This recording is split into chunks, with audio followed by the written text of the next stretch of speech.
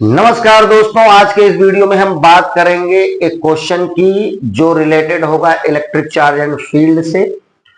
इस क्वेश्चन में आपको कह रहा है कि आप मान लीजिए सपोज कि इलेक्ट्रॉन और प्रोटॉन पर जो चार्ज है वो स्लाइटली डिफरेंस है। इलेक्ट्रॉन पर आपको चार्ज मानने के लिए कह रहा है -E और प्रोटॉन पर आपको चार्ज मानने के लिए कह रहा है E प्लस डेल्टा E। फिर वो कह रहा है कि आपके पास दो हाइड्रोजन एटम है, दोनों हाइड्रोजन एटम एक दूसरे से स्मॉल डी डिस्टेंस पर रखे हैं और ये भी कह रहा है कि उन दोनों के बीच में, किन दोनों के बीच में, दोनों हाइड्रोजन एटम के बीच में जो इलेक्ट्रोस्टैटिक्स फोर्स है और जो ग्रेविटेशनल फोर्स है उसका जो नेट है, उसका जो टोटल है वो 0 के बराबर है। अच्छा, नेट फोर्स 0 के बराबर का मतलब क्या है? इलेक्ट्रोस्टैटिक फोर्स और ग्रेविटेशनल फोर्स की वैल्यू क्या है? इक्वल है। तो आपसे कह रहा है कि आप बताओ ये डेल्टा ई की वैल्यू इनमें से क्या होगी। पहले आप कॉन्सेप्ट समझो। हाइड्रोजन का फार्मूला क्या होता है? हाइड्रोजन का फार्मूला होता है 1H1। आप बताओ इसमें कितने प्रोटॉन कितने इलेक्ट्रॉन होंगे? जितना ये यानी कि एटॉमिक नंबर होता है उसमें उतने ही प्रोटॉन और उतने ही इलेक्ट्रॉन होंगे। अच्छा, क्वेश्चन के अकॉर्डिंग क्या कह रहा है?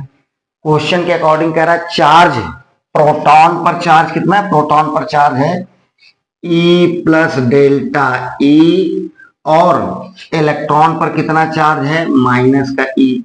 अगर मैं आपसे पूछूं कि हाइड्रोजन एटम पर कुल कितना चार्ज है तो माइनस का E प्लस का E कैंसिल हो जाएगा, आ जाएगा डेल्टा E। अच्छा, और क्या कह रहा है क्वेश्चन? क्वेश्चन कह रहा है कि आपके पास दो हाइड्रोजन एटम है, ठीक है। अब बताइए एक हाइड्रोजन एटम पर कितना चार्ज है? Delta E। इस पर भी कितना होगा? Delta E। एक दूसरे से ये कितनी डिस्टेंस पर रखे हैं? D। आपसे कह रहा है कि इनके बीच में लगने वाला इलेक्ट्रोस्टैटिक फोर्स और ग्रेविटेशनल फोर्स आपस में बराबर है। जरा देखिए, इलेक्ट्रोस्टैटिक फोर्स क्या होता है? Fe और ग्रेविटेशनल फोर्स क्या होता है? Fg। इसका फार्मूला क्या होता है? K Q1 Q2 अपॉन का आर स्क्वायर। इसका फार्मूला क्या होता है? Gm1 M2 अपॉन का आर स्क्वायर। अब दोनों वैल्यू रखिए। K की वैल्यू होती है 9 into 10 to the power 9। Q1 की वैल्यू है डेल्टा E, Q2 की वैल्यू है डेल्टा E अपॉन आर का स्क्वायर, मतलब इन दोनों के बीच में डिफरेंस इक्वल। G की वैल्यू होती है 6.67 into 10 to the power -11। M1 mass of hydrogen, mass of hydrogen कितना है? 1.67 into 10 to the -27 into M2 की वैल्यू भी यही है 1.67 into 10 to the power -27 upon R का स्क्वायर यानी कि डी का स्क्वायर। ये वैल्यू से ये वैल्यू कैंसिल आउट हो जाएगी और ये हो जाएगा 9 इंटू 10 टू द पावर 9। ये हो जाएगा डेल्टा E का होल ऑफ स्क्वायर। और सुनो, ये वैल्यू कितनी हो जाएगी? 27 और माइनस का 11, 27 दूनी 54 10 64 65, यानी कि ये हो जाएगा 10 की पावर -65 इंटू क्या लिखेंगे?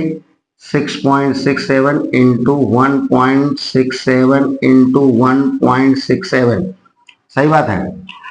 अब एक काम करो, देखो 6.67 1.67 इसका जब आप मल्टीप्लाई कराओगे तो वैल्यू आएगी 18.6 इंटू 10 टू द पावर -65। आप मल्टीप्लाई करके देख लेना, ठीक है।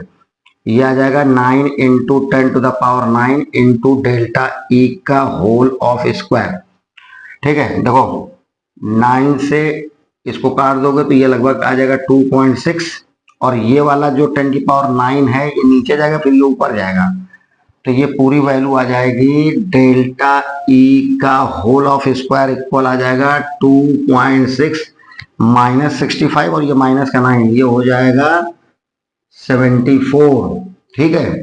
अच्छा, हमको ऑर्डर की बात कर रहा है, ये ऑर्डर किस ऑर्डर का होगा?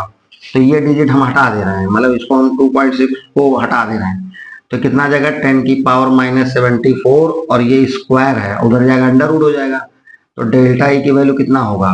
अंडर रूट 10 की पावर -74। इसका मतलब डेल्टा E की वैल्यू आ जाएगी 10 की पावर -37 कूलम, यानी कि डेल्टा E किस ऑर्डर का होगा? 10 टू द पावर -37 कूलम का होगा। कौन सा ऑप्शन सही है?